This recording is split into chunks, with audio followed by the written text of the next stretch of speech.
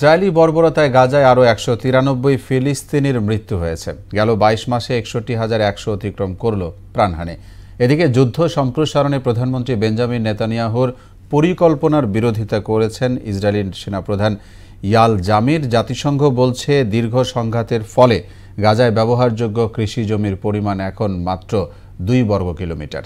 ইশতিয়াক হোসেনের আরেকটি রিপোর্ট।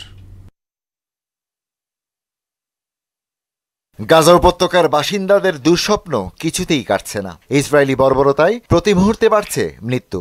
সবশেষ একাধিক অঞ্চলে বিমান হামলা ও ত্রাণ বিতরণকারী গাড়ির চাপায় ১৯৩ ফিলিস্তিনি নিহত হয়েছেন। ২২ মাসের তাণ্ডবে ৬১,১০০ ছাড়িয়েছে প্রাণহানি।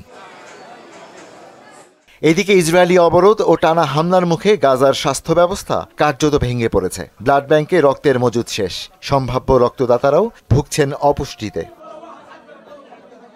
উপত্যকাটিতে যুদ্ধ সম্প্রসারণে প্রধানমন্ত্রী বেঞ্জামিন নেতানিয়াহুর পরিকল্পনায় বিরোধিতা করেছেন ইসরায়েলি সেনাপ্রধান ইয়াল জামির। এক বৈঠকে তিনি সতর্ক করে বলেন, গাজার অবশিষ্ট অংশ দখল করলে সেনাবাহিনী দীর্ঘমেয়াদে জড়িয়ে পড়বে এবং জিম্মিদের জীবন হুমকির মুখে পড়বে।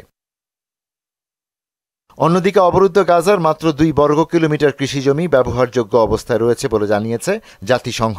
স্যাটেলাইট জরিপের ভিত্তিতে ১২.৪% জমি অক্ষত থাকলেও তা জনগণের নাগালের বাইরে, আর ৮৬.১% কৃষিজমি পুরোপুরি ক্ষতিগ্রস্ত হয়েছে। ইশতিয়াক হোসেন, মোহনা সংবাদ।